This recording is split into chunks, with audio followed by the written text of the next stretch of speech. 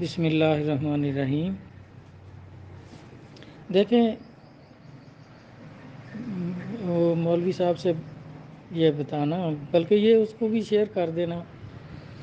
اس میں دیکھیں، کئی جو جاہل صوفی ہیں جو اس کام کو جانتے نہیں، طریقت تصوف کے نام تک سے واقف نہیں، اور خود یہ سوال کرنے والے حضرات جو ہیں وہ بھی انہوں نے غلط ملت سنا ہوا ہے، الٹا سیدھا سنا ہوا ہے کہ یہ وحدت الوجود، یہ تو کفر ہے، یہ فلاں ہے دمکاں ہے، حالانکہ سیدھی سیدھی بات ہے جو احادیث مبارکہ سے ثابت ہے کہ اللہ تبارک تعالیٰ نے جب آدم علیہ السلام کو بنانے کا ارادہ کیا، فرشتوں میں اعلان کیا کہ میں اپنا نائب زمین پر اپنا خلیفہ پیدا کرنے والا ہوں، تو اس وقت آپ کے بت بنانے کا فرشتوں کو حکم دیا کہ آپ کا بت بناؤ، آدم علیہ السلام کا بت بناؤ۔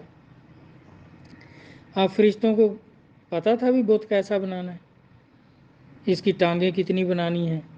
کیا ان کو الہام ہو گیا تھا بھی اس کی شکل کیسی بنانی ہے، اس کی ٹانگیں کتنی بنانی ہیں، اس کے بازو کتنے بنانے ہیں، یا ٹانگیں اور بازو بنانے ہی نہیں ہیں، اس کے پر بنانے ہیں؟ یہ کیسے ان کو پتہ چل گیا؟ تو اللہ تبارک تعالیٰ یہ کہہ رہے ہیں نا کہ بتائیں کس نے کہا؟ تو اللہ تبارک تعالیٰ نے خود یہ فرمایا، خلقتہ آدم علی صورتہ، کہ آدم کو جو ہے، آدم علیہ السلام کو میں نے اپنی صورت پہ بنایا ہے۔ تو اللہ تبارک تعالیٰ نے وہ صورت کہاں اختیار کی؟ اب آدم بن کر اللہ تبارک تعالیٰ کہاں کھڑے ہوئے تھے؟ کیا زمین پہ ہوئے تھے؟ آسمان پہ ہوئے تھے؟ تو وہ اس کو کہتے ہیں عالم مثال۔ یہ جن کو روحانی ترقی نصیب ہوتی ہے یا مراتب نصیب ہوتے ہیں، ولیوں میں بھی سب ولیوں کو نہیں، لیکن خال خال ولیوں کی، اولیاء کرام کی، جو بڑے بڑے بزرگ ہیں، وہاں تک رسائی ہوتی ہے۔ تو عالم مثال میں اللہ تبارک تعالیٰ، وہاں مخلوق نہیں ہے۔ یہ آسمان ہے نا، ان میں مخلوق ہے، فرشتے ہیں، فرشتے بھی مخلوق ہے۔ تو عالم مثال میں مخلوق بالکل نہیں ہے، وہاں ذات ہی ذات ہے۔ جتنی بھی صورتیں وہاں نظر آئیں، کچھ بھی نظر آئے، وہ اللہ کی ذات ہے، وہاں مخلوق نہیں ہے بالکل۔ تو اللہ تبارک تعالیٰ نے وہاں یہ صورت اختیار کی اور فرشتوں سے بولا کہ دیکھو ایسی صورت بناؤ، ایسا بت بناؤ جو اس صورت کے مطابق ہو۔ تو فرشتوں نے پھر اللہ تبارک تعالیٰ کو دیکھ کر جو صورت اللہ نے اختیار کی تھی، اس کے مطابق آدم علیہ السلام کا بت بنایا۔ اب وہاں جب اللہ تعالیٰ نے وہ صورت اختیار کی، اور اللہ خود ہی کہہ رہے ہیں کہ میں نے آدم علیہ السلام کو اپنی صورت پر بنایا ہے، تو وہاں اس وقت ایک ہی وجود تھا جس کو وحدت الوجود کہتے ہیں۔ وہاں عالم مثال میں وہ واحد وجود جو اللہ نے صورت اختیار کی تھی آدم علیہ السلام کی، تو وہاں وہ صورت ذات ہے، مخلوق نہیں اس کو کہہ سکتے۔ وہ اللہ نے اختیار کی اور وہ اللہ ہے، ذات ہے۔ اور زمین پر اس صورت کے مطابق آدم علیہ السلام پیدا ہو گئے۔ اب زمین پر وہی صورت جو اللہ نے عالم مثال میں اختیار کی، وہاں وہ خالق ہے، مخلوق نہیں ہے۔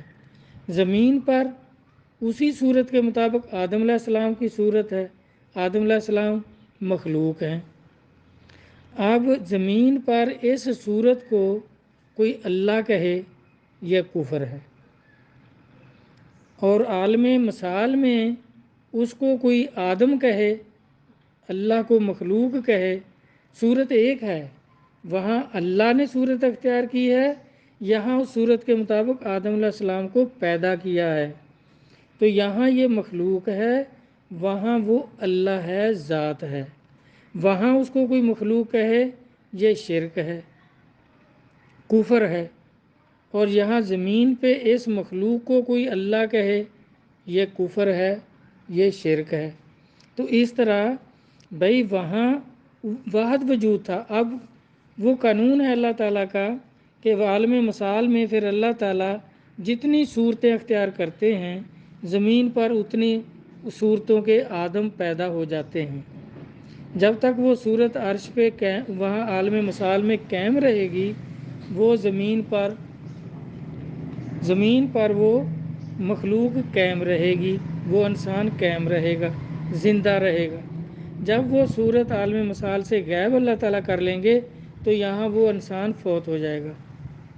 اس طرح وہاں صورتیں اللہ تبارک تعالیٰ صورتیں اختیار کرتے رہے تو اس کو کہتے ہیں پھر، یعنی بہت صورتیں ہو گئی۔ وحدت الوجود تھا، پہلے ایک صورت اختیار کی تھی، پھر صورتیں اختیار کرتے گئے اور زمین پہ وہ مخلوق پیدا ہوتی گئی، اس کو کہتے ہیں کثرت الوجود، کہ اللہ تعالیٰ نے وہاں کتنے وجود، کثرت سے وہ وجود اختیار کر لیے، تو وہاں اس کو لیکن کہیں گے اللہ، زمین پہ کہیں گے مخلوق۔ اللہ تعالیٰ حافظ ہیں، حفاظت کرتے ہیں انسان کی، تو حفاظت کیسے کرتے ہیں؟ وہاں وہ صورت جب تک اللہ قائم رکھتے ہیں اپنی، تو وہاں یہ اس کی حفاظت ہوتی ہے، یہاں زمین پہ وہ آدمی قائم رہتا ہے، زندہ رہتا ہے۔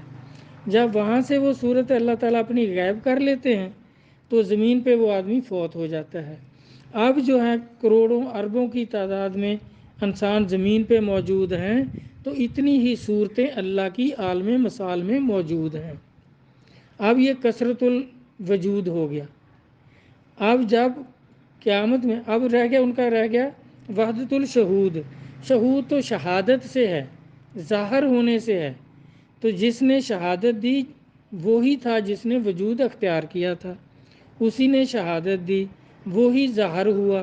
اب جتنی صورتیں وہاں ظاہر ہوتی گئیں اتنی پیدائش یہاں اولاد آدم کی ہوتی گئی، اور اللہ اس کی حفاظت کیسے کرتے ہیں کہ وہاں وہ اپنی صورت قائم رکھتے ہیں، تو یہاں اس کی حفاظت رہتی ہے، وہ صورت یہاں قائم رہتی ہے، وہ انسان زندہ رہتا ہے۔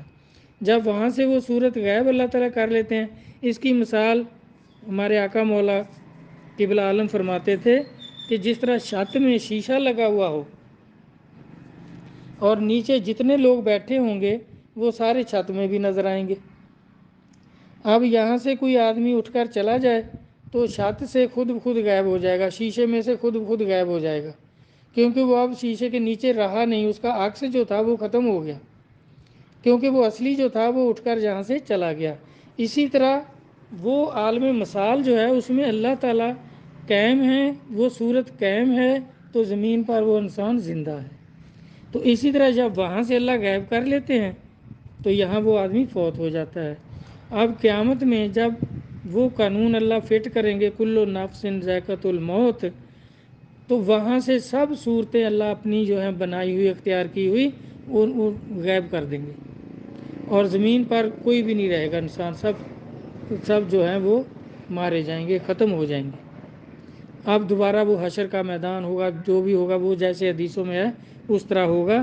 تو وحدت الوجود کہتے ہیں کہ اللہ نے واحد وجود اختیار کیا۔ اس کے یہ جو لفظ ہیں یہ خود اس کا اظہار کرتے ہیں کہ اس کا مطلب کیا ہے۔ وحدت الوجود، ایک وجود، اللہ نے ایک وجود اختیار کیا اور زمین پہ آدم علیہ السلام پیدا ہو گئے۔